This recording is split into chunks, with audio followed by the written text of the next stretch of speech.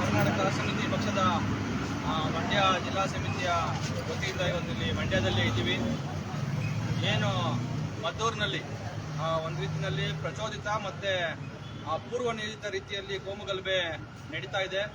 ಈ ವಿಚಾರವಾಗಿ ಪೊಲೀಸ್ ಇಲಾಖೆ ಸೂಕ್ತ ಕಾನೂನು ಸುವ್ಯವಸ್ಥೆಯನ್ನು ಕಾಪಾಡಬೇಕು ಅನ್ನೋ ನಿಟ್ಟಿನಲ್ಲಿ ನಾವು ಇವತ್ತು ಮಂಡ್ಯ ಜಿಲ್ಲೆಯ ಪೊಲೀಸ್ ಅಧೀಕ್ಷಕರನ್ನ ಭೇಟಿ ಮಾಡಿ ಅವ್ರಿಗೆ ಮನವಿ ಕೊಡಬೇಕಂತ ಹೇಳಿ ಬಂದಿದ್ವಿ.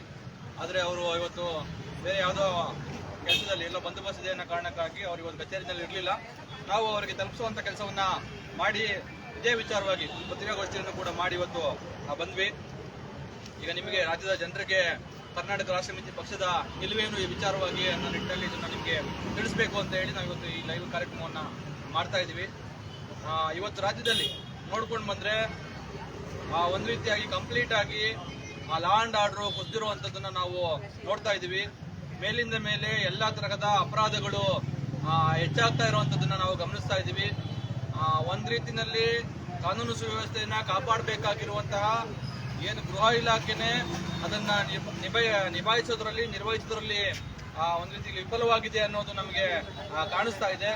ಆ ಒಂದು ನಿಟ್ಟಿನಲ್ಲಿ ಇವತ್ತು ಏನು ಈ ತರದ ಅಪರಾಧ ಕೃತ್ಯಗಳಲ್ಲಿ ತೊಡಗುವಂತಹ ಜನರು ನಿರ್ಭಯವಾಗಿ ಮತ್ತೆ ಕಾನೂನಿನ ಬಗ್ಗೆ ಯಾವುದೇ ರೀತಿಯಾದಂತಹ ಒಂದು ಭಯ ಇಲ್ಲದೆ ಇವತ್ತು ಹೆಚ್ಚೆಚ್ಚು ಅಪರಾಧ ಕೃತ್ಯದಲ್ಲಿ ತೊಡಗ್ತಾ ಇದ್ದಾರೆ. ಅದರ ಮುಂದುವರಿದ ಭಾಗವಾಗಿ ನನ್ನ ಮದ್ದೂರಲ್ಲಿ ಏನು ನೋಡಿ, ಅಪರಾಧ ಮಾಡೋರಿಗೆ ಅಪರಾಧಿಗಳನ್ನ ಸರಿಯಾಗಿ ಶಿಕ್ಷಿಸುವಂತಹ ಒಂದು ವಾತಾವರಣ ಇಲ್ಲ ಅಂತ ಅಂದ್ರೆ, ಅಪರಾಧ ಮಾಡಿದವರು ನಾವು ಏನ್ ಬೇಕಾದ್ರೂ ಮಾಡಿ ಜಯಿಸ್ಕೊತೀವಿ, ಏನ್ ಬೇಕಾದ್ರೂ ಮಾಡಿ ಬಚಾವ್ ಆಗ್ತೀವಿ ಅನ್ನುವಂತಹ ಒಂದು ಅವ್ರಿಗೆ ಮನವರಿಕೆ ನಂಬಿಕೆ ಅವರಲ್ಲಿ ಬಂದ್ಬಿಡ್ತು ಅಂತ ಅಂದ್ರೆ ಅವರು ಯಾವ ತರಹದ ಅಪರಾಧವನ್ನ ಬೇಕಾದ್ರೂ ಮಾಡ್ತಾರೆ. ಅಪರಾಧಿಗಳಿಗೆ ಕೊಲೆ ಆಗ್ಲಿ, ರೇಪ್ ಆಗ್ಲಿ, ಅತ್ಯಾಚಾರ ಆಗ್ಲಿ, ಲೈಂಗಿಕ ಕಿರುಕುಳ ಆಗ್ಲಿ ಅಥವಾ ಇನ್ಯಾವುದೋ ಕೋಮು ಗಲಭೆಯನ್ನ ಸೃಷ್ಟಿ ಮಾಡುವುದಾಗ್ಲಿ, ಯಾವುದು ಎಷ್ಟು ಗಂಭೀರವಾದ ಪ್ರಕರಣ, ಸೂಕ್ಷ್ಮವಾದ ಪ್ರಕರಣ ಅನ್ನುವಂತಹ ಅರಿವು ತಿಳುವಳಿಕೆಯನ್ನ ಅವ್ರು ಕಳ್ಕೊತಾರೆ. ಮೊನ್ನೆ ಏನು ಮದ್ದೂರಿನಲ್ಲಿ ಯಾವುದೋ ಒಂದು ಅನ್ಯ ಕೋಮಿನ ಇನ್ನೊಂದು ಕೋಮಿನ ಜನರು ಅವರ ಧಾರ್ಮಿಕ ಆಚರಣೆಯನ್ನ ಮಾಡುವಂತಹ ಸಂದರ್ಭದಲ್ಲಿ ಒಬ್ಬ ಅನ್ಯ ಕೋಮಿನವನು ಏನು ಕಲ್ಲು ಹೊಡಿತಾನೆ, ಕಲ್ಲೆಸಿತಾನೆ ಅಂತ ಅಂದ್ರೆ ಇವತ್ತು ಇಡೀ ರಾಜ್ಯದಲ್ಲಿ ಕಾನೂನು ಸುವ್ಯವಸ್ಥೆ ಯಾವ ಪರಿಸ್ಥಿತಿಗೆ ಬಂದಿದೆ ಅನ್ನೋದನ್ನ ರಾಜ್ಯದ ಜನರು ಅರ್ಥ ಮಾಡ್ಕೋಬೇಕು. ಸಿದ್ದರಾಮಯ್ಯನವರ ಸರ್ಕಾರದಲ್ಲಿ ಗೃಹ ಮಂತ್ರಿಗಳಾಗಿ ಕರ್ತವ್ಯ ನಿರ್ವಹಿಸ್ತಾ ಇರುವಂತಹ ಏನು ಪರಮೇಶ್ವರ್ ಅವರು ಯಾವ ರೀತಿಯಾದಂತಹ ನಿಯಂತ್ರಣವನ್ನ ಇವತ್ತು ಪೊಲೀಸ್ ಇಲಾಖೆಯಲ್ಲಿ ಹೊಂದಿದ್ದಾರೆ ಅನ್ನೋದನ್ನ ಅರ್ಥ ಮಾಡ್ಕೋಬೇಕು. ನೋಡಿ, ಇವತ್ತು ನಾವು ಮೇಲಿಂದ ಮೇಲೆ ನೋಡ್ತಾ ಇದೀವಿ, ಪೊಲೀಸರು ಇವತ್ತು ಮಾಡಬಾರದ ಕೆಲಸಗಳನ್ನ ಮಾಡಿ ಲಂಚ ಭ್ರಷ್ಟಾಚಾರದಲ್ಲಿ ಮುಳುಗಿ ಇವತ್ತು ಅವ್ರದೇ ಆದ ಪಾಡಲ್ಲಿ ಅವರು ಇವತ್ತು ಮುಳುಗೋಗಿದ್ದಾರೆ. ಅವರಿಗೆ ಪಾಪ ಇಲ್ಲಿಂದ ಅಲ್ಲಿಗೆ ಟ್ರಾನ್ಸ್ಫರ್ ಆಗ್ಬೇಕು, ಅಲ್ಲಿಂದ ಇಲ್ಲಿಗೆ ಟ್ರಾನ್ಸ್ಫರ್ ಆಗಿ ಬರ್ತಾರೆ, ಮತ್ತೆ ಅವ್ರಿಗೆ ಲಂಚ ಕೊಡಬೇಕು, ಲಂಚ ಕೊಡೋದಕ್ಕೆ ಬೇಕಾಗಿರುವಂತ ವಸೂಲಿಯನ್ನ ಮಾಡ್ಕೊಳ್ಬೇಕು. ಈ ಕೆಲಸದಲ್ಲಿ ಪೊಲೀಸರು ಬ್ಯುಸಿ ಆಗಿದ್ದಾರೆ. ಇನ್ನ ರಾಜಕಾರಣಿಗಳು ಇವೆಲ್ಲವನ್ನ ಸೂಕ್ಷ್ಮವಾಗಿ ಗಮನಿಸಿ ಕಾಲಕ್ಕೆ ಅವರಿಗೆ ನಿರ್ದೇಶನಗಳನ್ನ ಕೊಟ್ಟು ಕಾನೂನು ಸುವ್ಯವಸ್ಥೆಯನ್ನು ಕಾಪಾಡೋದಕ್ಕೆ ಬೇಕಾಗಿದ್ದ ರೀತಿಯಲ್ಲಿ ಅವರು ಕ್ರಮವಹಿಸಿ ಅಂತ ಹೇಳಬೇಕಾಗಿರುವಂತವರೇ ಇವತ್ತು ನೇರವಾಗಿ ಆ ತರದ ಪೊಲೀಸರನ್ನ ಬಳಸಿಕೊಂಡು ಅಕ್ರಮಗಳನ್ನ ಮಾಡ್ತಾ ಮತ್ತೆ ಅಪರಾಧ ಚಟುವಟಿಕೆಗಳಲ್ಲಿ ತೊಡಗಿರುವಂತಹ ರಾಜಕೀಯ ಮುಖಂಡರನ್ನ ಮತ್ತೆ ಕಾರ್ಯಕರ್ತರನ್ನ ರಕ್ಷಣೆ ಮಾಡುವಂತಹ ಕೆಲಸದಲ್ಲಿ ಇವತ್ತು ಅವರು ತೊಡಗಿದ್ದಾರೆ. ಈ ಎಲ್ಲ ಹಿನ್ನೆಲೆಯಲ್ಲಿ ಇವತ್ತು ಈ ತರಹದ ಕಾನೂನು ಸುವ್ಯವಸ್ಥೆ ಹದಗೆಟ್ಟಿದೆ ಅಂತ ಹೇಳಿ ನಾವು ನಂಬ್ಕೋಬಹುದಾಗಿದೆ. ಇನ್ನೊಂದು ಕಡೆನಲ್ಲಿ ಇದರ ಮುಂದುವರೆದ ಭಾಗವಾಗಿ ಏನು ಈ ತರಹದ ಯಾವುದೇ ಒಂದು ಅಪರಾಧಿ ಕೃತ್ಯಗಳು ಸಮಾಜದಲ್ಲಿ ನಡೆದಂತಹ ಸಂದರ್ಭಗಳಲ್ಲಿ ಇವತ್ತಿನ ಏನು ಪ್ರಮುಖ ರಾಜಕೀಯ ಪಕ್ಷಗಳು, ರಾಜ್ಯದ ಪಾಲಿನ ಪ್ರಮುಖ ರಾಜಕೀಯ ಪಕ್ಷಗಳಿದ್ದಾವೆ, ಜೆಡಿಎಸ್, ಕಾಂಗ್ರೆಸ್, ಬಿಜೆಪಿ ಪಕ್ಷಗಳು, ಇಂತಹ ಒಂದು ಅಪರಾಧಿ ಕೃತ್ಯಗಳಿಗೆ ಕೋಮು ಬಣ್ಣವನ್ನ, ಕೋಮಿನ ವಿಚಾರವನ್ನ ತಂದು ಇವತ್ತು ಏನು ಬಹಳ ದೂರ ಬಂದ್ಬಿಟ್ಟಿದ್ದೀವಿ ನಾವು. ಈಗಾಗಲೇ ಇವರು ರಾಜ್ಯದಲ್ಲಿ ಪ್ರಮುಖವಾಗಿರುವಂತಹ ಪಕ್ಷಗಳು ಒಂದೊಂದು ಕೋಮಿನ ಜನರನ್ನ ಓಲೈಸುವಂತಹ ಮತ್ತೆ ಆ ತರದ ವಿಚಾರಗಳನ್ನೇ ಇಟ್ಕೊಂಡು ಧರ್ಮಾಧಾರಿತವಾದಂತಹ ಧ್ರುವೀಕರಣವನ್ನ ಮಾಡೋದ್ರ ಮುಖಾಂತರ ಒಂದಷ್ಟು ಮತಬಾಂಕಿಗಳನ್ನ ಮಾಡ್ಕೊಂಡಿರೋ ಕಾರಣಕ್ಕಾಗಿ ಅವರು ಇವತ್ತು ಇಂಥದ್ದನ್ನ ಮಾಡಿದ್ರೆ ನಮಗೆ ಮತ ಬೀಳುತ್ತೆ, ಇಂಥದ್ದನ್ನ ಮಾಡಿದ್ರೆ ನಮ್ಮ ಜನ ನಮಗೆ ಮತ ಹಾಕ್ತಾರೆ, ನಮ್ಮ ಪರವಾಗಿ ನಿಲ್ತಾರೆ ಅನ್ನುವಂತ ನಂಬಿಕೆಗೆ ಇವತ್ತು ರಾಜಕೀಯ ಪಕ್ಷಗಳು ಇಳಿದು ಬಿಟ್ಟಿರೋ ಕಾರಣಕ್ಕಾಗಿ ಇವತ್ತು ಈ ತರದ ಯಾವುದೇ ರಾಜ್ಯದ ಯಾವುದೇ ಮೂಲೆಯಲ್ಲಿ ಯಾವುದೇ ತರಹದ ಅಪರಾಧ ಕೃತ್ಯಗಳು ನಡೆದಾಗ ಅವಕ್ಕೆ ಕೋಮು ಲೇಪನ ಮಾಡುವಂತಹ ಕನಿಷ್ಠ ಅವಕಾಶಗಳು ಸಿಕ್ಕಾಗ ಈ ರಾಜಕೀಯ ಪಕ್ಷಗಳು ಮುಗಿಬಿದ್ದು ಅವಕ್ಕೆ ಕೋಮು ಲೇಪನವನ್ನ, ಕೋಮು ಬಣ್ಣವನ್ನ ಹಚ್ಚಿ ಅಲ್ಲಿ ತಮ್ಮ ಬೇಳೆ ಬೇಯಿಸಿಕೊಳ್ಳುವಂತಹ ಕೆಲಸವನ್ನ ಮೇಲಿಂದ ಮೇಲೆ ಮಾಡ್ತಾ ಇರುವಂತದನ್ನ ನಾವು ನೋಡ್ತಾ ಇದೀವಿ. ಮೊನ್ನೆ ಮದ್ದೂರಲ್ಲೂ ಕೂಡ ಈಗ ಅವನು ಕಲ್ಲು ಹೊಡೆದಿದ್ದಾನೆ. ನೋಡಿ, ನಮ್ಮ ದೇಶದ ಸಂವಿಧಾನ ಬಹಳ ಸ್ಪಷ್ಟವಾಗಿ ಹೇಳುತ್ತೆ, ಏನು ಈ ದೇಶದಲ್ಲಿ ಎಲ್ಲ ಸರ್ವ ಧರ್ಮದ ಜನರು ಸಮಾನವಾಗಿ ಸಮಾನತೆಯಿಂದ ಏನು ಕೋಮು ಸೌಹಾರ್ದತೆಯಿಂದ ಬದುಕುವಂತಹ ವಾತಾವರಣ ಈ ಸಂವಿಧಾನದಲ್ಲಿ ಬಹಳ ಸೃಷ್ಟಿ ಮಾಡೋದಕ್ಕೆ ಬೇಕಾಗಿರುವಂತಹ ವಿಧಿಗಳನ್ನ ಮತ್ತೆ ನಿಯಮಗಳನ್ನ ಸ್ಪಷ್ಟವಾಗಿ ಬರೆದಿಟ್ಟಿದ್ದಾರೆ. ಸೊ ಅದನ್ನ ಯಾವುದೇ ತರದ ಜನರು ಬದಲಾಯಿಸೋದಕ್ಕಾಗಲ್ಲ. ಅಥವಾ ನಾವು ಯಾವುದೋ ಒಂದು ಪಕ್ಷದ ಅಥವಾ ಒಂದು ಜಾತಿಯ ಒಂದು ಧರ್ಮದ ಜನರು ಮಾತ್ರ ಈ ದೇಶದಲ್ಲಿ ಇರ್ತೀವಿ, ಇನ್ನೊಂದು ಧರ್ಮದ ಜನರು ಈ ದೇಶದಲ್ಲಿ ಇರಬಾರದು, ಇರೋದಕ್ಕೆ ಸಾಧ್ಯ ಇಲ್ಲ. ಅಥವಾ ಒಂದು ಧರ್ಮದ ಜನರು ಈ ದೇಶದಲ್ಲಿ ಶ್ರೇಷ್ಠ ಜನರು, ಇನ್ನೊಂದು ಧರ್ಮದ ಜನರು ಕೀಳು ಜನರು ಅನ್ನೋದಾಗ್ಲಿ, ಅಥವಾ ಬೇರೆ ಬೇರೆ ಕಾರಣಕ್ಕಾಗಿ ಜನಾಂಗೀಯ ದ್ವೇಷಗಳನ್ನ ಹರಡುವಂತಹ ಕೆಲಸಗಳನ್ನ ಮಾಡೋದಕ್ಕೆ ಇಲ್ಲಿ ಅವಕಾಶಗಳೇ ಇಲ್ಲ ಈ ದೇಶದ ಸಂವಿಧಾನದಲ್ಲಿ. ಹೀಗಿದ್ದಾಗ್ಯೂ ಕೆಲವು ರಾಜಕೀಯ ಪಕ್ಷಗಳು ತಮ್ಮ ರಾಜಕೀಯ ಬೇಳೆಯನ್ನ ಬೇಯಿಸ್ಕೊಳ್ಳೋದಕ್ಕೆ, ತಮ್ಮ ರಾಜಕೀಯ ಅಸ್ತಿತ್ವವನ್ನ ಉಳಿಸ್ಕೊಳ್ಳೋದಕ್ಕೆ ಇವತ್ತು ಇಂತಹ ಕೋಮು ಗಲಭೆಗಳನ್ನ ಸೃಷ್ಟಿಸುವಂತಹ ಕೆಲಸದಲ್ಲಿ ತೊಡಗಿರುವಂತದ್ದನ್ನ ನಾವು ನೋಡ್ತಾ ಇದೀವಿ. ಮೊನ್ನೆ ಮದ್ದೂರಿನಲ್ಲಿ ನಡೆದಂತಹ ಪ್ರಕರಣದಲ್ಲಿ ಯಾರೋ ಕಲ್ಲು ಹೊಡೆದಿದ್ದಾರೆ. ಹೌದು, ಕಲ್ಲು ಹೊಡಿಲಿ, ಕಲ್ಲನ್ನ ಸಾಬ್ರು ಹೊಡಿಲಿ, ಕಲ್ಲನ್ನ ಹಿಂದೂಗಳು ಹೊಡಿಲಿ, ಹಿಂದೂಗಳು ಮುಸಲ್ಮಾನರ ಮೇಲೆ ದಾಳಿ ಮಾಡೋದಾಗ್ಲಿ, ಇನ್ನೊಂದು ಯಾವುದೋ ಕ್ರಿಶ್ಚಿಯನ್ರು ಮುಸಲ್ಮಾನರ ಮೇಲೆ ದಾಳಿ ಮಾಡೋದಾಗ್ಲಿ, ಮುಸಲ್ಮಾನರು ಹಿಂದೂಗಳ ಮೇಲೆ ದಾಳಿ ಮಾಡೋದಾಗ್ಲಿ, ಎಲ್ಲವೂ ಕೂಡ ಕಾನೂನಲ್ಲಿ ಅವಕಾಶ ಇಲ್ಲ. ಇದೊಂದು ಅಪರಾಧಿ ಕೃತ್ಯ. ಇಂತಹ ಅಪರಾಧಗಳು ನಡೆದಾಗ ಅಂತ ಅಪರಾಧಕ್ಕೆ ಸೀಮಿತವಾಗಿ ನಾವು ಆ ಪ್ರಕರಣವನ್ನ ನೋಡಿ ತಪ್ಪಿತಸ್ಥರಿಗೆ ಶಿಕ್ಷೆ ಕೊಡುವಂತಹ ಕೆಲಸ ಆಗಿದ್ರೆ ಬಹುಶಃ ಇಷ್ಟು ದೊಡ್ಡ ಮಟ್ಟಕ್ಕೆ ಕೋಮು ಗಲಭೆ ಪ್ರಕರಣಗಳು ಇವತ್ತು ಉದ್ಭವಿಸ್ತಾ ಇರಲಿಲ್ಲ. ಎಲ್ಲ ರಾಜಕೀಯ ಪಕ್ಷಗಳು ಇವತ್ತು ಒಂದು ಮಾತಿದೆ, ಪಿ ಸಾಯಿನಾಥನ್ ಅವರು ಅವ್ರದೇ ಒಂದು ಪುಸ್ತಕವನ್ನ ಬರೆದು ಹೇಳಿದ್ದಾರೆ, every one likes good drought ಅಂತ. ಅಂದ್ರೆ ಎಲ್ಲ ಜನರು ಒಳ್ಳೆಯ ಬರಗಾಲವನ್ನ ಎಲ್ಲ ಜನರು ಇಷ್ಟಪಡ್ತಾರೆ ಅಂತ ಹೇಳಿ ಅವರು ಬರೆದಿದ್ದಾರೆ. ಅಂದ್ರೆ ಬರಗಾಲ ಬಂದಾಗ ಯಾವ ರೀತಿಯಾಗಿ ರಾಜಕಾರಣಿಗಳು, ಅಧಿಕಾರಿಗಳು, ಕಾಂಟ್ರಾಕ್ಟರ್ಗಳು ದುಡ್ಡು ಮಾಡ್ಕೋತಾರೆ ಬರಗಾಲ ಸಂದರ್ಭದಲ್ಲಿ ಅನ್ನೋದಕ್ಕೆ ಅವರು ಬಹಳ ಸ್ಪಷ್ಟವಾಗಿ ಹಲವಾರು ಉದಾಹರಣೆಗಳನ್ನ ಕೊಟ್ಟು ಅವರು ಬರಹಗಾರರು ಮತ್ತೆ ರೂರಲ್ ಜರ್ನಲಿಸ್ಟ್ ಆಗಿ ಅವರು ಬಹಳ ಚೆನ್ನಾಗಿ ಅದ್ಭುತವಾಗಿ ಅದನ್ನ ಬರೆದಿದ್ದಾರೆ. ಸೊ ಆ ರೀತಿಯಾಗಿ ಇವತ್ತು ಹೇಗೆ ಬರಗಾಲ ಎಲ್ರಿಗೂ ಇಷ್ಟ ಆಗುತ್ತೋ, ಕೋಮು ಗಲಭೆಗಳು ಕೂಡ ಇವತ್ತಿನ ಜೆಡಿಎಸ್, ಕಾಂಗ್ರೆಸ್, ಬಿಜೆಪಿ ಪಕ್ಷಗಳಿಗೆ ಬಹಳ ಇಷ್ಟ ಆಗುವ ರೀತಿಯಲ್ಲಿ ಇವತ್ತು ಕಾಣ್ತಾ ಇದ್ದೇವೆ. ಕೋಮು ಗಲಭೆ ಅಂದ್ರೆ ಸಾಕು, ಅವರು ಮಂಗಳೂರಿನವರಾಗಿರ್ಲಿ, ಚಾಮರಾಜನಗರದವರಾಗಿರ್ಲಿ, ಬೀದರ್ನಲ್ಲಿರೋರಾಗಿರ್ಲಿ, ಎಲ್ಲಿಂದ ಎಲ್ಲೋ ಓಡ್ ಬಂದು ತಮ್ಮ ಬೆಳೆಯನ್ನ ಬೇಯಿಸಿಕೊಳ್ಳುವಂತ ಕೆಲಸವನ್ನ ಇವತ್ತು ರಾಜಕಾರಣಿಗಳು ಮಾಡ್ತಾ ಇರೋದನ್ನ ನಾವು ಮೇಲಿಂದ ಮೇಲೆ ನೋಡ್ತಾ ಇದೀವಿ. ಇದು ನಾನಾಗ್ಲೇ ಹೇಳ್ದಂಗೆ ಇವರಿಗೆ ಸ್ಪಷ್ಟವಾಗಿ ಗೊತ್ತಾಗ್ಬಿಟ್ಟಿದೆ, ನಾವು ಈ ತರದ ಚಟುವಟಿಕೆಗಳಲ್ಲಿ ತೊಡಗಿದ್ರೆ, ಈ ತರದ ಯಾವುದೋ ಒಂದು ಕೋಮನ್ನ ಓಲೈಸೋದ್ರಿಂದ ಮತ್ತೆ ಕೋಮನ್ನ ವಿರೋಧಿಸುವಂತಹ ಕೆಲಸವನ್ನ ನಾವು ಮಾಡಿದ್ರೇನೆ ಜನರು ನಮಗೆ ಓಟ್ ಹಾಕ್ತಾರೆ ಅನ್ನುವಂತಹ ಒಂದು ಖಾತ್ರಿಯನ್ನ ಇವತ್ತು ಇವರು ರಾಜಕಾರಣಿಗಳು ಮಾಡ್ಕೊಂಡ್ಬಿಟ್ಟಿದ್ದಾರೆ. ಜನರು ಅಮಾಯಕರು. ಇಂತಹ ರಾಜಕಾರಣಿಗಳು ತಮ್ಮ ದ್ವೇಷಕ್ಕಾಗಿ, ತಮ್ಮ ರಾಜಕೀಯ ಬೇಳೆ ಬೇಯಿಸಿಕೊಳ್ಳೋದಕ್ಕಾಗಿ ಅವರು ಉಳಿಸ್ತಕ್ಕಂತ ದಾಳಗಳಿಗೆ ಇವತ್ತು ಅಮಾಯಕ ಜನರು ಇವತ್ತು ಬಲಿಯಾಗ್ತಾ ಇದ್ದಾರೆ. ಇದನ್ನ ರಾಜ್ಯದ ಜನರು ಅರ್ಥ ಮಾಡ್ಕೋಬೇಕು. ಹಾಗೇನೆ ನಾವು ಪೊಲೀಸರಿಗೆ ಹೇಳಿದೀವಿ, ನೋಡಿ, ಯಾರೋ ಸಣ್ಣ ಪುಟ್ಟ ಜನರು ಇವತ್ತು ಕೋಮು ಗಲಭೆಯನ್ನ ಸೃಷ್ಟಿ ಮಾಡ್ತಾ ಇಲ್ಲ. ನಿಮಗೆ ಪೊಲೀಸರಿಗೆ ಸ್ಪಷ್ಟವಾಗಿ ಗೊತ್ತಾಗಿದೆ, ರಾಜ್ಯದಲ್ಲಿ ಕೋಮು ಗಲಭೆಯನ್ನ, ಕೋಮು ದಳ್ಳೂರಿಯನ್ನ ಉಂಟು ಮಾಡ್ತಾ ಇರುವಂತವರು, ಸೃಷ್ಟಿ ಮಾಡ್ತಾ ಇರುವಂತವರು ರಾಜಕಾರಣಿಗಳೇ.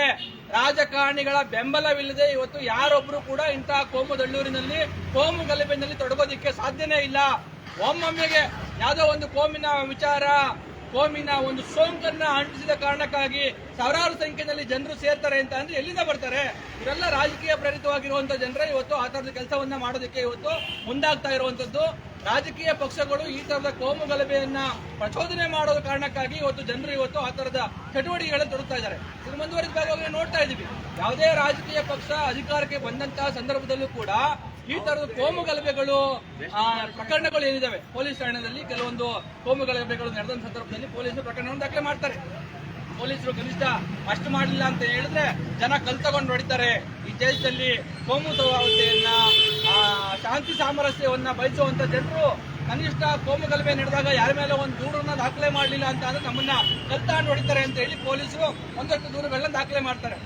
ಇವತ್ತು ಯಾವುದೇ ಪಕ್ಷ ಅಧಿಕಾರಕ್ಕೆ ಬಂದಂತಹ ಸಂದರ್ಭದಲ್ಲಿ ಆ ತರದ ದೂರುಗಳೇನಿದಾವೆ, ತಮ್ಮ ಪಕ್ಷದ ಕಾರ್ಯಕರ್ತರು ಮತ್ತೆ ಮುಖಂಡರ ಮೇಲೆ ದಾಖಲಾಗಿರುವಂತಹ ಈ ತರದ ಕೋಮು ಗಲಭೆಗಳ ಕೇಸ್ಗಳೇನಿದಾವೆ ಅದನ್ನ ವಾಪಸ್ ತೆಗೆದುಕೊಳ್ಳುವಂತಹ ಒಂದು ಅನೈತಿಕ ರೂಢಿ ಏನಿದೆ, ಈ ತರದ ಅನೈತಿಕ ರೂಢಿಯನ್ನ ಏನಿವತ್ತು ರಾಜಕೀಯ ಪಕ್ಷಗಳು ಮಾಡ್ತಾ ಇದ್ದಾವೆ, ಇದು ಕರ್ನಾಟಕದ ಪಾಲಿಗೆ, ಕರ್ನಾಟಕದಲ್ಲಿರ್ತಕ್ಕಂಥ ಪ್ರಮುಖ ರಾಜಕೀಯ ಪಕ್ಷಗಳೇನಿದಾವೆ ಇವರು ನೇರವಾಗಿ ಈ ತರದ ಕೋಮು ದಳ್ಳೂರಿಗೆ ಕುಮ್ಮಕ್ಕು ಕೊಡುವಂತಹ ಕೆಲಸವನ್ನ ಮಾಡ್ತಾ ಇದ್ದಾರೆ ಅನ್ನೋದಕ್ಕೆ ನೈಜ ಸಾಕ್ಷ್ಯ ಮತ್ತೆ ಉದಾಹರಣೆ ಅಲ್ಲ, ಇದು ಸಾಕ್ಷಿ.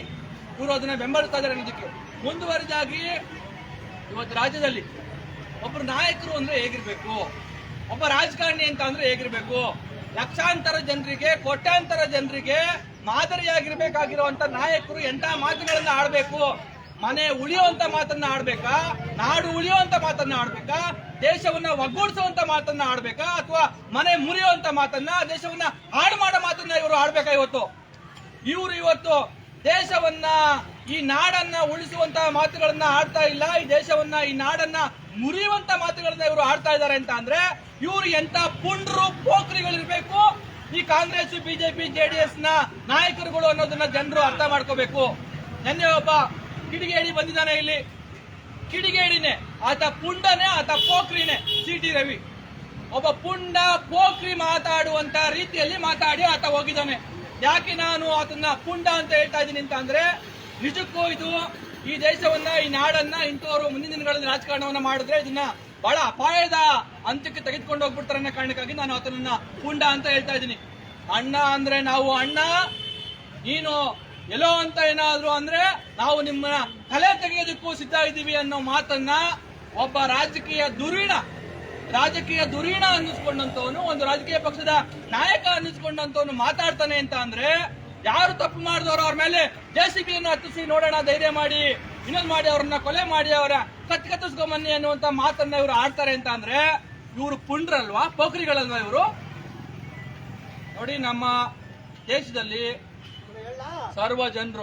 ಸರ್ವ ಜನರು ಸಮಭಾವದಲ್ಲಿ ಇಲ್ಲಿ ಏನು ಸಾಮರಸ್ಯದಲ್ಲಿ, ಶಾಂತಿ ಸಾಮರಸ್ಯದಲ್ಲಿ ಬದುಕಬೇಕು ಅಂತ ಹೇಳಿ ನಮ್ಗೆ ಸ್ವಾತಂತ್ರ್ಯವನ್ನ ಕಲ್ಪಿಸಿಕೊಟ್ಟಂತಹ ಸ್ವಾತಂತ್ರ್ಯ ಹೋರಾಟದ ಮುಂಚೂಣಿಯಲ್ಲಿದ್ದಂತಹ ಮಹಾತ್ಮ ಗಾಂಧೀಜಿಯವರೇ ಈ ತರದ ಕೋಮು ವಿಚಾರವನ್ನ, ಏನು ಧರ್ಮ ಅಂತಕ್ಕಂಥದ್ದು ಒಬ್ಬ ವ್ಯಕ್ತಿಯ ವೈಯಕ್ತಿಕವಾಗಿರುವಂತದ್ದು. ಧರ್ಮ ಅಂತಕ್ಕಂಥದ್ದು ಒಬ್ಬ ವ್ಯಕ್ತಿಯ ಆತ್ಮಕ್ಕೆ ಸಂಬಂಧಿಸಿದಂತ ವಿಚಾರ. ನೀವು ಧರ್ಮವನ್ನ ರಾಜಕಾರಣಕ್ಕೆ ಬೆರೆಸಲೇಬಾರದು, ರಾಜಕಾರಣದ ಹತ್ರಕ್ಕೂ ನೀವು ಧರ್ಮವನ್ನ ತೆಗೆದುಕೊಂಡು ಬರಬಾರದು ಅನ್ನುವಂತ ಮಾತನ್ನ ಮಹಾತ್ಮ ಗಾಂಧೀಜಿಯವರು ಹೇಳಿದ್ರು.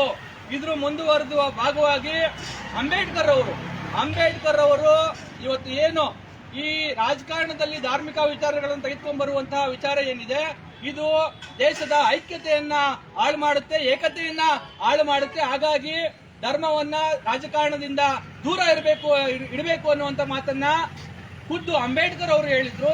ಅಂಬೇಡ್ಕರ್ ಅವರು ಕೇವಲ ಮಾತಾಡಿ ಸುಮ್ಮನಾಗ್ಲಿಲ್ಲ. ಇದು ಮುಂದುವರೆದು ಮುಂದಿನ ದಿನಗಳಲ್ಲಿ ಏನು ದೇಶದ ಜನರನ್ನ ಈ ಕೋಮುದಳ್ಳೂರಿ ಆಹುತಿಗೆ ತೆಗೆದುಕೊಳ್ಳುವಂತ ವಾತಾವರಣ ಸೃಷ್ಟಿಯಾಗ್ಬಿಡುತ್ತೆ ಅಂತ ಹೇಳಿ ಸಂವಿಧಾನವನ್ನು ರಚನೆ ಮಾಡಿದಂತಹ ಸಂದರ್ಭದಲ್ಲಿ ಸಂವಿಧಾನದಲ್ಲಿ ಬಹಳ ಸ್ಪಷ್ಟವಾಗಿ ಹಲವಾರು ವಿಧಿಗಳನ್ನ, ನಿಯಮಗಳನ್ನ ಸ್ಪಷ್ಟವಾಗಿ ಉಲ್ಲೇಖಿಸಿದ್ದಾರೆ.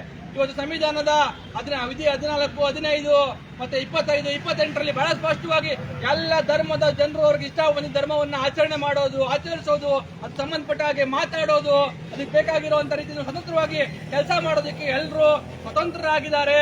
ಇಲ್ಲಿ ಯಾವುದೇ ಧರ್ಮ ಮೇಲಾಗ್ಲಿ, ಯಾವುದೇ ಧರ್ಮ ಕೀಳಾಗ್ಲಿ, ಯಾವುದೇ ಧರ್ಮವನ್ನ ಆಧರಿಸೋದಾಗ್ಲಿ, ಯಾವುದೇ ಧರ್ಮವನ್ನ ತಿರಸ್ಕರಿಸೋದಕ್ಕೆ ಸಂವಿಧಾನದಲ್ಲಿ, ಭಾರತದ ನೆಲದಲ್ಲಿ ಅವಕಾಶಗಳಿಲ್ಲ ಅಂತ ಹೇಳಿ ಬಹಳ ಸ್ಪಷ್ಟವಾಗಿ ಅಂಬೇಡ್ಕರ್ ಅವರು ಉಲ್ಲೇಖಿಸಿದ್ದಾರೆ. ಇನ್ನೇನು ಉಳಿದಿದೆ? ಇನ್ನ ಈಗ ಬಿಜೆಪಿ ಅವ್ರಿಗೆ, ಜೆಡಿಎಸ್ ಅವ್ರಿಗೆ, ಕಾಂಗ್ರೆಸ್ ಅವ್ರಿಗೆ ಧರ್ಮದ ವಿಚಾರದ ಗಳಂಗಂಟೆ ಅಳ್ಳಾಡ್ಸೋದಕ್ಕೆ ಈ ದೇಶದಲ್ಲಿ ಇನ್ಯಾವ ವಿಚಾರ ಉಳ್ಕೊಂಡಿದೆ? ಮನೆ ಮರ್ಯಾದೆ ಇಲ್ವಾ ಇವ್ರಿಗೆ? ನೀವು ಹಂಗಾದ್ರೆ ಈ ದೇಶದ ಸಂವಿಧಾನದ ವಿಚಾರಗಳನ್ನೇ ತಿರಸ್ಕರಿಸಿ ನಿಮ್ಮ ರಾಜಕೀಯದ ಬೆಳೆ ಬೇಯಿಸ್ಕೊಳ್ಳೋದಕ್ಕೆ ಏನು ಬೆಂಕಿ ಉರಿತಾ ಇದ್ರೆ ಅದನ್ನ ಗಳ ಎಳೆಯೋದಕ್ಕೆ ನೀವು ಹೋಗ್ತೀರಾ ಅಂತ ಅಂದ್ರೆ, ಅದಕ್ಕೂ ಕಂಡೋರ್ ಮನೆ ಬಡವ್ರ ಮಕ್ಕಳನ್ನ ತೆಳ್ಳಿ ಅವ್ರ ಕೈಲಿ ನೀವು ಈ ತರದ ಕೋಮು ಗಲಭೆಗಳನ್ನ ಸೃಷ್ಟಿ ಮಾಡಿ ನೀವು ಆಟ ಆಡ್ತೀರಿ, ನಾಟಕ ಆಡ್ತೀರಿ ಅಂತ ಅಂದ್ರೆ ನೀವೆಲ್ಲ ಪುಂಡ್ರೆ, ನೀವೆಲ್ಲ ಥರ್ಡ್ ಕ್ಲಾಸ್ಗಳೇ. ನೀವು ಇವತ್ತು ಥರ್ಡ್ ಕ್ಲಾಸ್ ರಾಜಕಾರಣವನ್ನೇ ಮಾಡ್ತಾ ಇದ್ರಿ. ಅದಕ್ಕೆ ನಾನು ಹೇಳಿದೆ, ಒಬ್ಬ ನಾಯಕ, ಒಬ್ಬ ರಾಜಕೀಯ ಧುರೀಣ ಎಂತ ಮಾತುಗಳನ್ನ ಆಡ್ಬೇಕು. ಒಂದು ಮಾತಾಡಿದ್ರೆ ಈ ಸಮಾಜದ ಮೇಲೆ ಅದು ಎಷ್ಟೆಲ್ಲ ಪರಿಣಾಮಗಳನ್ನ ಬೀರುತ್ತೆ. ಇದು ಭೂಮಿ ಉಳಿಬೇಕು. ಇಲ್ಲಿ ಸಕಲ ಜೀವಿಗಳು, ಪ್ರಾಣಿಗಳು, ಮನುಷ್ಯರು ಎಲ್ಲ ಜನರು ಈ ಭೂಮಿ ಮೇಲೆ ಸಂತೋಷವಾಗಿ, ಆನಂದವಾಗಿ ಇನ್ನ ಲಕ್ಷಾಂತರ, ಕೋಟ್ಯಾಂತರ ವರ್ಷಗಳ ಕಾಲ ಬಾಳಿ ಬದುಕಬೇಕು. ಇವತ್ತು ಜನಾಂಗೀಯ ದಿವಸಕ್ಕೆ ಈಡಾಗಿರುವಂತಹ ದೇಶಗಳನ್ನ ನಾವು ನೋಡ್ತಾ ಇದ್ದೀವಿ. ಸೂಡಾನ್ ಆಗಿರ್ಬೋದು, ಇಸ್ರೇಲ್ ಆಗಿರ್ಬೋದು, ಅಲ್ಲೆಲ್ಲ ಏನಾಗಿದೆ? ಬಡತನ, ಭ್ರಷ್ಟಾಚಾರ, ತಿನ್ನೋದಕ್ಕೆ ಹಿಟ್ಟಿಲ್ಲ, ಊಟ ಇಲ್ಲ, ಜನ ಪ್ರೇತಗಳ ರೀತಿಯಲ್ಲಿ ಬದುಕ್ತಾ ಇದ್ದಾರೆ. ಅಲ್ಲಿ ಏನ್ ಭಾರತವನ್ನ, ಕರ್ನಾಟಕವನ್ನ ಅಂತ ಪ್ರೇತಗಳ ರಾಜ್ಯ ಮಾಡೋದಕ್ಕೆ ನೀವು ಇವತ್ತು ಬಿಜೆಪಿ, ಜೆಡಿಎಸ್, ಕಾಂಗ್ರೆಸ್ ಅವರು ಹೊರಟಿದ್ದೀರಾ? ನಾನಾಗ್ಲೇ ಹೇಳಿದೆ, ಏನು every one loves A good drought ಅಂತ.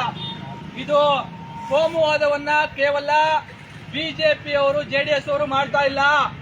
ಕೋಮುವಾದ ಉತ್ಪತ್ತಿ ಆದ್ರೆ, ಕೋಮು ಗಲಭೆಗಳು ಉತ್ಪತ್ತಿ ಆದ್ರೆ ಅದರ ಲಾಭ, ಅದರ ನೇರ ಲಾಭ ಕಾಂಗ್ರೆಸ್ಗೂ ಇದೆ ಅನ್ನೋದು ಕಾಂಗ್ರೆಸ್ ಅವರಿಗೆ ಬಹಳ ಸ್ಪಷ್ಟವಾಗಿ ಅರ್ಥ ಆಗಿದೆ. ಇವತ್ತು ಎಲ್ಲ ಪಕ್ಷಗಳು ಕೋಮು ಗಲಭೆಗಳು ಸೃಷ್ಟಿಯಾಗಲಿ ಅಂತ ಹೇಳಿ ಬಾಯಿ ಬಿಟ್ಕೊಂಡು ಕಾಯ್ತಾ ಕೂತಿದ್ದಾವೆ. ಕಾಂಗ್ರೆಸ್ ಬಿಜೆಪಿ ಅವರು ಎಷ್ಟೆಲ್ಲ ಈ ತರದ ಕೋಮು ದಳ್ಳೂರಿಗಳನ್ನ ಉತ್ಪತ್ತಿ ಮಾಡ್ತಾರೆ, ಎಷ್ಟೆಲ್ಲ ಈ ತರದ ಬೆಂಕಿಯನ್ನ ಹಚ್ತಾರೆ. ಆ ಬೆಂಕಿಯಲ್ಲಿ ಬೆಂಕಿ ಕಾಯಿಸಿಕೊಳ್ಳುವಂತ ಕೆಲಸವನ್ನ ಕಾಂಗ್ರೆಸ್ ಪಕ್ಷವು ಮಾಡುತ್ತೆ ಅನ್ನೋದನ್ನ ರಾಜ್ಯದ ಜನರು ಅರ್ಥ ಮಾಡ್ಕೋಬೇಕು.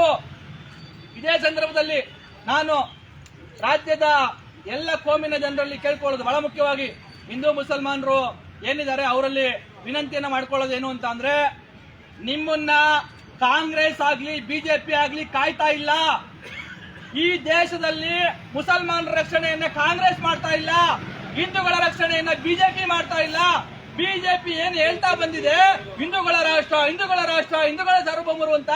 ಹಾಗೇನಾದ್ರೂ ಮಾಡೋದಕ್ಕೆ ಸಾಧ್ಯ ಆಗಿದ್ರೆ ನರೇಂದ್ರ ಮೋದಿ ಬಂದು 12 ವರ್ಷ ಆಯ್ತು, ಏನ್ ಮಾಡೋದಕ್ಕೆ ಸಾಧ್ಯ ಆಯ್ತು? ಮುಸಲ್ಮಾನರನ್ನೆಲ್ಲ ಕೊಂದಾಕ್ಬಿಡ್ತೀರಾ ನೀವು? ಮುಸಲ್ಮಾನರನ್ನೆಲ್ಲ ದೇಶ ಬಿಟ್ಟು ಓಡಿಸ್ಬಿಡ್ತೀರಾ? ನಿಮ್ಮ ಯೋಗ್ಯತೆಗೆ ದೇಶದಲ್ಲಿ ಕಾನೂನು ಸುವ್ಯವಸ್ಥೆಯನ್ನು ಸರಿಯಾಗಿ ಕಾಪಾಡೋದಕ್ಕೆ ಇಟ್ಕೊಳ್ಳೋದಕ್ಕೆ ಯೋಗ್ಯತೆ ಇಲ್ಲದ ಜನರು ನೀವು ಇವತ್ತು ಈ ತರದ ಆಗಲಾರದಂತ ಮಾತುಗಳನ್ನ, ನಡಿಲಾರದಂತ ವಿಚಾರಗಳ ಬಗ್ಗೆ ನೀವು ಮಾತಾಡಿ ಜನರಿಗೆ ಮಂಕು ಬೂದಿ ಹಚ್ಚೋದನ್ನ ನೀವು ಇವತ್ತು ಮಾಡ್ತಾ ಇದ್ದೀರಿ. ಹಾಗಾಗಿ ಯಾವುದೇ ಧರ್ಮದ ಜನರು ನಿಮ್ಮ ರಕ್ಷಣೆಯನ್ನ ಈ ರಾಜಕೀಯ ಪಕ್ಷಗಳು ಮಾಡ್ತಾ ಇದ್ದಾವೆ ಅಂತ ಹೇಳಿ ಭಾವಿಸ್ಕೋಬಾರ್ದು. ಇವತ್ತು ಮುಸಲ್ಮಾನರಾಗ್ಲಿ, ಕ್ರಿಸ್ತರಾಗ್ಲಿ, ಇನ್ಯಾರು ಬೌದ್ಧರಾಗ್ಲಿ, ಹಿಂದೂಗಳಾಗ್ಲಿ, ನಾವೆಲ್ಲರೂ ಇವತ್ತು ಅಣ್ಣ ತಮ್ಮಂದಿರ ರೀತಿನಲ್ಲಿ ಶಾಂತಿ ಮತ್ತೆ ಸೌಹಾರ್ದತೆಯಿಂದ, ಶಾಂತಿ ಮತ್ತೆ ಸಾಮರಸ್ಯದಿಂದ ಇವತ್ತು ಈ ನೆಲದಲ್ಲಿ ಬದುಕ್ತಾ ಇದ್ದೀವಿ ಅಂತ ಅಂದ್ರೆ ಅದಕ್ಕೆ ಕಾರಣ ಈ ದೇಶದ, ಈ ನೆಲದ ಸಂವಿಧಾನವೇ ಹೊರತು ಕಾಂಗ್ರೆಸ್ ಬಿಜೆಪಿ ಅಲ್ಲ.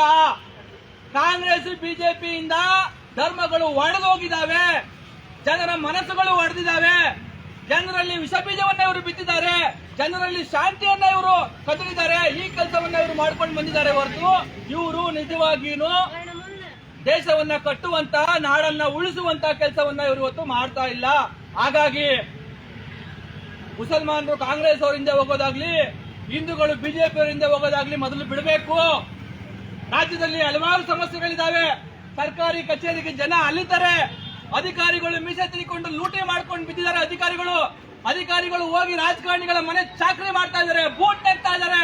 ಇಲ್ಲಿ ಜನಸಾಮಾನ್ಯರಿಗೆ ಕೆಲಸ ಮಾಡ್ತಾ ಇಲ್ಲ, ಜನಸಾಮಾನ್ಯರಿಗೆ ಕೆಲಸಗಳಾಗ್ತಾ ಇಲ್ಲ, ಯುವಕರಿಗೆ ಉದ್ಯೋಗಗಳು ಸಿಗ್ತಾ ಇಲ್ಲ. ಯುವಕರಿಗೆ ಕಾಂಗ್ರೆಸ್ ಸರ್ಕಾರ ಯುವಕರಿಗೆ ಪ್ರಾಮಿಸ್ ಮಾಡಿರುವಂತಹ ಯುವಕರ ಏನು ಯುವ ನಿಧಿ ಏನಂತಾರೆ ಅದಕ್ಕೆ, ಡಿಗ್ರಿ ಹೋಲ್ಡರ್ಸ್ಗೆ ಡಿಗ್ರಿ ಕಂಪ್ಲೀಟ್ ಮಾಡ್ಕೊಂಡಿರುವಂತವ್ರಿಗೆ ಕೊಡಬೇಕಾಗಿರುವಂತ ಇದನ್ನ ಇನ್ನ ಕೊಡಕ್ಕಾಗಿಲ್ಲ ಅವ್ರ ಕೈಲಿ. ಇವೆಲ್ಲ ಹಲವಾರು ವಿಚಾರಗಳಿದ್ರು ಈ ನಾಡಲ್ಲಿ ಆಸ್ತಿ ಹೊತ್ತು ಮಲಗುವಷ್ಟು ಸಮಸ್ಯೆಗಳಿದ್ದಾಗಲೂ ಕೂಡ ಅಂತಹ ಸಮಸ್ಯೆಗಳಿಗೆ ಹೋರಾಟ ಮಾಡದೇ ಇರುವಂತಹ ಈ ರಾಜಕೀಯ ಪಕ್ಷಗಳ ಮುಖಂಡರುಗಳು ಇವತ್ತು ಕೋಮು ವಿಚಾರಕ್ಕೆ ಡೆಲ್ಲಿಯಿಂದ ಬಂದ್ಬಿಡ್ತೀನಿ ನಾನು ನಾಳೆನೆ ಅಂತ ಮಾತುಗಳು. ಡೆಲ್ಲಿಯಿಂದ ನಾನು ಬಂದ್ಬಿಡ್ತೀನಿ ನಾಳೆಯಿಂದ, ಇನ್ನಾರೋ ಎಲ್ಲೆಲ್ಲಿಂದನೋ ಹಾರ್ಕೊಂಡು ಓಡ್ ಬಂದ್ರು ಇಲ್ಲಿಗೆ. ಯಾಕೆ? ಇಲ್ಲೇನೋ ಸಮಸ್ಯೆಗಳಿದ್ದಾಗ ನಿಮ್ಮ ಯೋಗ್ಯತೆಗೆ ಹೋರಾಟ ಮಾಡಿ ಜನರಿಗೆ ನ್ಯಾಯ ಕೊಡ್ಸೋದಕ್ಕಾಗಲ್ವಾ ನಿಮ್ಗೆ? ಅದಕ್ಕೆ ನಿಮ್ಗೆ ಆಗಲ್ಲ ನ್ಯಾಯ ಕೊಡ್ಸೋದಕ್ಕೆ. ಈ ತರದ ಬೆಂಕಿ ಕಾಯಿಸ್ಕೊಳ್ಳೋ ವಿಚಾರ ಆದ್ರೆ ಓಡ್ ಬರ್ತೀನಿ ಅಂತ ಹೇಳಿ ಇವತ್ತು ಬೆದರಿಕೆ ಆಗ್ತಾ ಇದ್ರಿ. ರಾಜ್ಯದ ಜನ ಇವೆಲ್ಲವನ್ನ ಗಮನಿಸಬೇಕು. ವಿನಾಕಾರಣ ನಾನಾಗ್ಲೇ ಹೇಳ್ದಂಗೆ ನಮ್ಮ ದೇಶದಲ್ಲಿ ಎಲ್ಲ ಕೋಮಿನ ಜನರು ಸೌಹಾರ್ದತೆಯಿಂದ ಬದುಕುವಂತಹ ಒಂದು ವಾತಾವರಣವನ್ನ ನಾವೇ ಸ್ವಯಂ ಪ್ರೇರಿತವಾಗಿ ನಿರ್ಮಾಣ ಮಾಡಿಕೊಂಡಿಲ್ಲ ಅಂತ ಆದ್ರೆ ನಮಗೆ ಬೇರೆ ಅವಕಾಶಗಳು ಚಾನ್ಸ್ಗಳೇ ಇಲ್ಲ. ಸೊ ಹಾಗಾಗಿ ಜನ ಇದನ್ನ ಅರ್ಥ ಮಾಡ್ಕೋಬೇಕು. ಮತ್ತೆ ನೋಡ್ರಿ, ಎಲ್ಲೋ ಇವತ್ತು ಮದ್ದೂರಲ್ಲಿ, ಇನ್ನೆಲ್ಲೋ ಮಂಗಳೂರಲ್ಲಿ, ಕರಾವಳಿನಲ್ಲಿ, ಇನ್ಯಾವುದೋ ಒಂದೂರಲ್ಲಿ ವರ್ಷಕ್ಕೆ 6 ಸಲನೋ 3 ಸಲನೋ ಎಲ್ಲೋ ಈ ತರದ್ದು ಗಲಭೆಗಳು ನಡೀತವೆ. ನಾವು ನಮ್ಮೂರಲ್ಲಿ ದಿನ ಬೆಳಿಗ್ಗೆ ಎದ್ರೆ ಅನ್ಯ ಧರ್ಮೀಯದ ಜನರುಗಳ ಜೊತೆನಲ್ಲಿ, ಅನ್ಯ ಕೋಮಿನ ಜನರುಗಳ ಜೊತೆನಲ್ಲಿ ನಾವು ಒಂದು ರೀತಿಯಲ್ಲಿ ಶಾಂತಿಯುತವಾಗಿ ಜೀವನ ಮಾಡ್ತಾ ಇಲ್ವಾ? ನಮ್ಮೂರಲ್ಲಿ ಏನಾದ್ರು ದಿವಸ ಕೋಮು ಗಲಭೆ ನಡೆಯುತ್ತಾ? ಅಥವಾ ಬಿಜೆಪಿ ಅವರು ಜೆಡಿಎಸ್ ಹೇಳೋ ರೀತಿಯಲ್ಲಿ ಏನು ಒಂದು ಕೋಮಿನ ಜನರು ಬರೀ ಅಹಿಂಸೆಯಲ್ಲೇ ತೊಡಗಿದ್ದಾರೆ ಅಂತ ಹೇಳಿದ್ರೆ ಇಡೀ ರಾಜ್ಯದ ಜನರು, ರಾಜ್ಯದಲ್ಲಿರ್ತಕ್ಕಂಥ ಎಲ್ಲ ಊರುಗಳಲ್ಲಿ ಇವತ್ತು ಕೋಮು ಗಲಭೆಗಳು ಆಗ್ಬೇಕಾಗಿತ್ತಲ್ವಾ? ನಡೀತಾ ಇದಾವ ಅಲ್ಲಿ? ಇಲ್ಲ ಅಲ್ವಾ? ಎಲ್ಲೋ ನಡೀತದೆ ಸ್ವಾಮಿ. ಒಂದು ಮನೆ ಅಂತ ಅಂದ್ಮೇಲೆ ಮನೆಯಲ್ಲಿ ಭಿನ್ನಾಭಿಪ್ರಾಯಗಳು ಇರ್ತವೆ. ಮನೆಯಲ್ಲೂ ಮನೆ ಮುರುಕರು, ನಿಮ್ಮಂತ ರಾಜಕೀಯ ಜನ ಇದಿರಲ್ಲ, ಮನೆ ಮುರುಕರು, ನಿಮ್ ತರದ ಮನೆ ಮುರುಕರು ಒಂದು ಕುಟುಂಬದಲ್ಲಿ ಇರ್ತಾರೆ, ಒಂದು ಸಂಸ್ಥೆಯಲ್ಲಿ ಇರ್ತಾರೆ, ಒಂದು ಪಕ್ಷದಲ್ಲಿ ಇರ್ತಾರೆ. ಎಲ್ಲ ಕಡೆನಲ್ಲೂ ಆ ತರದ ಜನ ಕಿಡಿಗೇಡಿಗಳು ಇದ್ದೇ ಇರ್ತಾರೆ. ಯಾರೋ ಒಬ್ರು ಕಿಡಿಗೇಡಿಗಳು ಮಾಡೋದಕ್ಕೆ ಇಡೀ ಕೋಮನ್ನ ಎತ್ತುಕಟ್ಟುವಂತಹ, ಇಡೀ ಕೋಮನ್ನ ಒಲೈಸುವಂತಹ ಕೆಲಸವನ್ನ ಇವತ್ತು ರಾಜಕಾರಣಿಗಳು ಏನು ಮಾಡ್ತಾ ಇದ್ರಿ, ಇದು ನಿಜಕ್ಕೂ ಈ ಸಮಾಜಕ್ಕೆ ಮಾರಕವಾಗಿರುವಂತದ್ದು. ಆ ನಿಟ್ಟಿನಲ್ಲಿ ಏನು ಈ ತರದ ಕೆಲಸದಲ್ಲಿ ಇವತ್ತು ರಾಜಕಾರಣಿಗಳು ತೊಡಗಿದ್ದಾರೆ, ಇವರ ಈ ತರದ ಮೇಲಿಂದ ಮೇಲೆ ಕೋಮು ವಿಚಾರಗಳನ್ನ, ಕೋಮು ಗಲಭೆಗಳನ್ನ ಮಾತಾಡೋದ್ರ ಮುಖಾಂತರ, ಪ್ರಚೋದನೆ ಕೊಡೋದ್ರ ಮುಖಾಂತರ ಜನರನ್ನ ಅಂತಹ ಕೆಲಸಗಳಲ್ಲಿ ತೊಡಗಿಸ್ತಾ ಇರುವಂತಹ ರಾಜಕೀಯ ಮುಖಂಡರುಗಳು, ಧುರೀಣರು ಯಾರಿದ್ದಾರೆ, ಮೇಲಿನ ಮೇಲೆ ಕೆಲಸವನ್ನ ಮಾಡ್ತಾ ಇರುವಂತವ್ರು, ಇಂಥವರ ಎಡೆಮಿಡಿಯನ್ನ ಕಟ್ಟಿ ಇವರಿಗೆ ಸರಿಯಾಗಿ ಪಾಠ ಕಲಿಸಬೇಕು, ಬುದ್ಧಿ ಕಲಿಸಬೇಕು ಅಂತ ಹೇಳಿ ನಾವು ಇವತ್ತು ಮಂಡ್ಯ ಪೊಲೀಸ್ ಅಧೀಕ್ಷಕರಿಗೆ ಮನವಿ ಮಾಡಿದೀವಿ. ಬಹಳ ಸ್ಪಷ್ಟವಾಗಿ ನಾವು ಅದರಲ್ಲಿ ಉಲ್ಲೇಖನ ಮಾಡಿದ್ದೀವಿ.